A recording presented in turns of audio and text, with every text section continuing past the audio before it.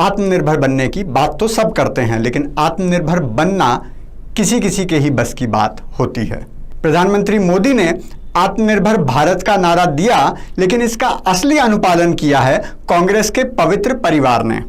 जैसे चाचा नेहरू और इंदिरा गांधी ने खुद अपने आप को ही भारत रत्न देकर आत्मनिर्भर होने का परिचय दिया था, सोनिया गांधी जी ने खुद अपने आप को दान देकर चोरी में आत्मनिर्भर बनकर दिखाया। लेकिन सोचने वाली बात यह है कि भारत में चीन का दूतावास और खुद चीन की सरकार राजीव गांधी फाउंडेशन को पैसे क्यों दे रही थी?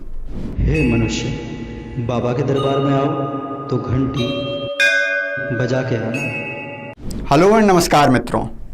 देश की बहू Antonia Maino, also known as Sonia Gandhi, और उनका पूरा परिवार आत्मनिर्भर है। इतने कि खुद ही खुद को पुरस्कार दे देते हैं, खुद ही खुद को पार्टी का अध्यक्ष चुन लेते हैं। जैसा कि आपने नेशनल हेराल्ड केस में देखा, खुद ही खुद को किराया दे देते हैं, और अब पता चल रहा है कि खुद ही अपने आप को पैसे दान दे देते हैं। बस फर्क सिर्फ इतना होता है कि वो पैसा देश का होता है। तो क्या हुआ, जिस खानदान ने देश को ही अपनी जागीर समझ रखा हो, तो देश का पैसा भी तो उनका ही पैसा हुआ। देश के गरीबों, मजदूरों और किसानों का पैसा भी तो उन्हीं का पैसा हुआ। आपको पूरी कहानी समझाता हूं। एक है राजीव गांधी फाउंडेशन।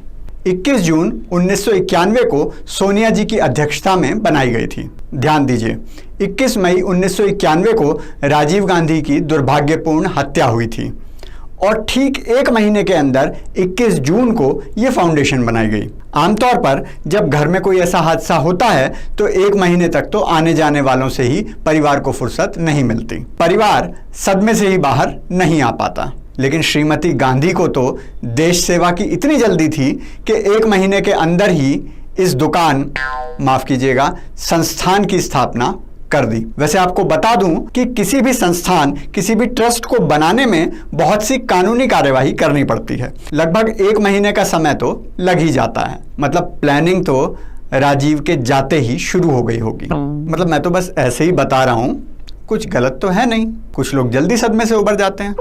खैर, हमें क्या, हम मुद्दे की बात पर आते हैं। ये फाउंडेशन बनाई गई थी राजीव गांधी के अधूरे सपने पूरे करने के लिए। ओहो, आप फिर गलत समझ रहे हैं। मैं तो देश सेवा के सपने की बात कर रहा हूं। खुद संस्था के अनुसार ये संस्था स्वास्थ्य, साक्षरता, विज्ञान और टेक्नोलॉजी, महिला और बाल विकास, दिव्यांग विकास और पंचायती राज जैसे विषयों पर काम करती है। ये होता है परमार्थ, ये होती है देश सेवा। एक हाथ करे और दूसरे को पता ना चले। अब देखिए, इस ट्रस्ट ने इतने सारे सेवा के काम किए, आपको कभी पता चला? आपने कभी सुना, कभी देखा किसी मजदूर को इस ट्रस्ट ने पढ़ाया हो, कभी किसी का इलाज कराया हो? खैर, इस ट्रस्ट के ट्रस्टी भी कुछ जाने पहचाने लोग हैं। राहुल गांधी, प्रियंका वाड्रा, मनमोहन सिंह और पी चिदम्बरम। अब ये मत कहिएगा कि अपने घर के ही सारे लोग भर्ती कर रखे हैं। आजकल देश सेवा करने वाले लोग मिलते कहाँ हैं? तो जो मिले वो भर लिए, दो तो घर में ही मिल गए। अब हुआ ये कि जब इस संस्था का बही खाता निकाला गया तो पता चला कि यूपीए के समय में प्रधानमंत्री आपदा राहत कोष से इस संस्थान को पैसा दिया गया है।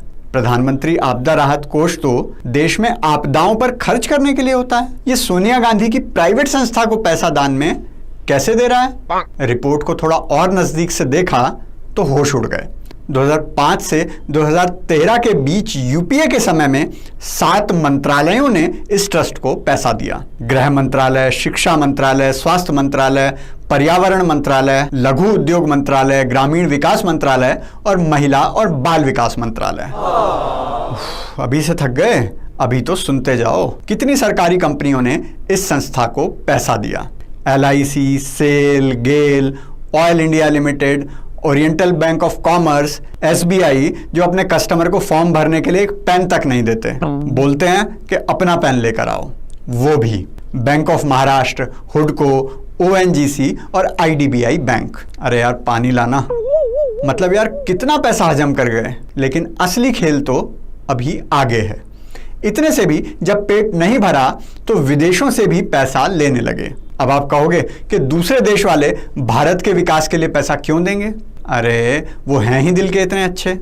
2005-06 में चीन का दूतावास इस संस्था को पैसा देता है और खुद चीन सरकार भी।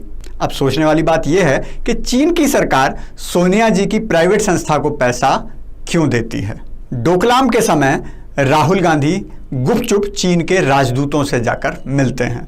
यूपीए के समय भारत का चीन से वित्तीय घाटा, हिंदी में बोले तो ट्रेड डेफिसिट, रिकॉर्ड पार कर जाता है। और अब लद्दाख में राहुल अपनी सेना के पराक्रम पर प्रश्न उठाते हैं। इन सब में कोई संबंध है क्या? हिंदी में एक कहावत है, there are no free lunches in the world. दुनिया में कुछ भी मुफ्त नहीं मिलता। तो चीन सरकार से मिले इस पैसे की सोनिया जी ने क्या कीमत चुकाई होगी। बाबा का आज का ब्रह्म ज्ञान है चीन के नाम। गोलगप्पे खाएगा की अपार सफलता के बाद अब पेश है लद्दाख का एक और वीडियो, जहां बिहार रेजिमेंट के जवान चीनी सैनिकों से पूछ रहे हैं, तोरे माई का दामाद लागब रे। हमारे अविश्वसनीय सूत्रों के अनुसार इसी कारण चाइनीज मोर्चा छोड़कर भाग गए हैं। Number 1 photo is coming. What? I will take. Give me a pose like that. Dash. तोरा माई के दामाद लागब रे। भागो सर। Excuse me, hello.